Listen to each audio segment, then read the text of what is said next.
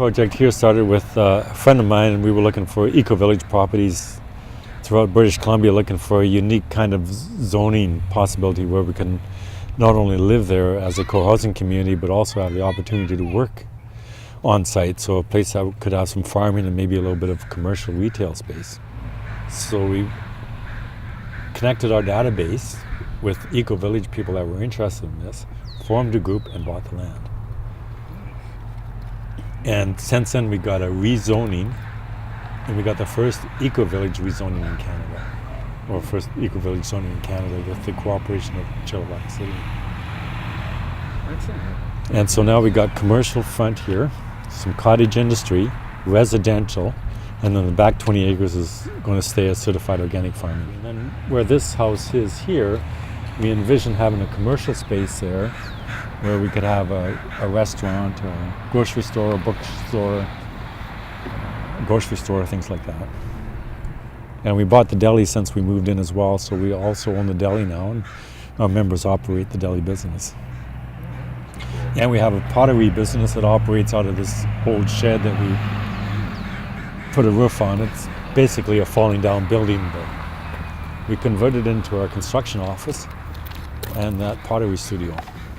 And upstairs in this place here, we envisioned creating a learning center. And we bought the site, it's 6 years ago now. So it's gone up in market value substantially since then. And through our rezoning, it's gone up quite a bit.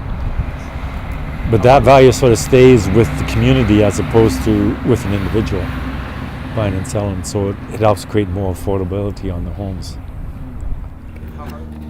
So when we first moved in, there was an older gal here that lived on the site for some time, and we had members that wanted to move in as well, and she was afraid she was going to lose her home, and or that it would cost her a lot more money since we moved in and took an ownership.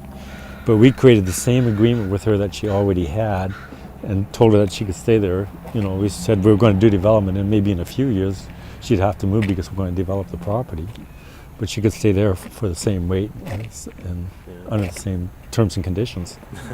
And a couple of years later, she knew that since we were going to develop, she could feel that she wasn't a part of it, although we invited her to be. And she finally ended up moving out, and one of our members moved in. And they're both of these members that are living here now are building new homes at the back. And so they'll move into the new homes, and then new members will come and take these front homes, and we'll have a way for that process to happen. That's great. This is the pottery studio. Which doubles as the construction office? Well, we have the construction office at this end and the pottery studio at this end. Can we take a peek in there? Yeah, it's a little messy, but we could take a peek in there. This is Sustainability TV and a couple of people that are doing Eco-Village down in the United States. And this is our artist potter. Not little bit more, but we're in the process of the working, so apologies for the mess. He's doing some interesting wall treatments and ceiling treatments in here. Sorry, my hands are quite. I'm doing this mold now, so I can. This way you can see it. That's something somebody ordered. They say it's not danger. That's kind of my goal. That's a good goal. To do that, so I don't know how it will work with that, but now we're Looks good so far. Yeah, I guess. So this is an old silage structure here. Right now it houses a couple of barn owls. And we're not quite sure what it's going to evolve to. Some people dream of having an office tower there, or some people turn it into a residence, or we're not quite sure because we still got to honor the barn owls too, so we're not quite sure what's going to happen with it yet. Barn owl?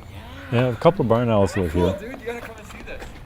It's a mating pair. Hey, Yeah. It's on that pole. Yeah, there you I'm going in. go. You going in? I'm going into that.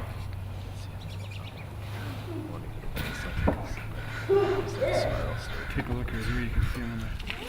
look at you, eh? No, you're not.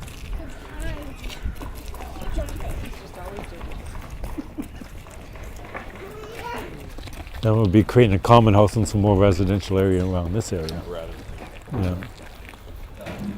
This timber frame is all out of a place called Herrick Proctor in the Kootenays, and it's one of the only community forests in BC that has a business plan with a timber framer that harvests from it, harvests the wood and builds them into timber frames, and then replants the area. So it's all sustainably harvested timber out of the Kootenays. Yeah, the builder's name is Yarrow Eco-Village, and he's in Nelson. But yeah, he's the only company that's hauling out of Herrick Proctor.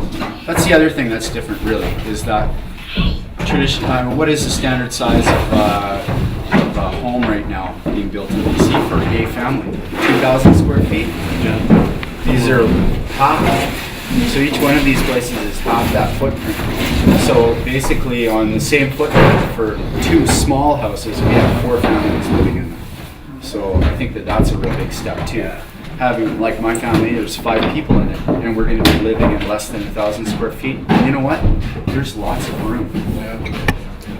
It seems much more efficient use of materials to me. You can spend your money on higher cost materials like a timber frame than if you're not building volume, so to speak. Exactly.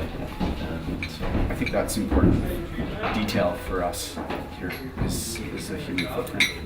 Well, people can get involved either by investing in the project or becoming a member of the project. Okay.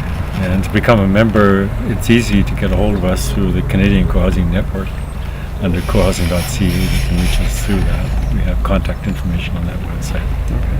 So cohousing.ca is real easy. So they could get involved in barn building or That's right. house building or working out in the fields or. That's right. Well, we have some people that are interested in the concept, and they were out helping us do cordwood masonry building as volunteers to help out that way. That'd be good knowledge to pick up. Something Yes. you could take back and use in your own home, maybe. That's right. That's something I think that our viewers would be interested in, is learning about those opportunities, learning about how can they get involved, how can they help support what you're doing. I love it. I think it's neat. It's a really neat community. Great place to bring up kids too. Kids, it's great for the children. Mm-hmm. You love it. And adults. That's right. Ready? Dad? Go! Go! That's the race, huh? We gotta go back too.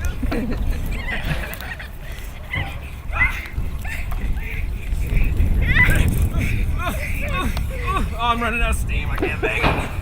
Right on! Yee!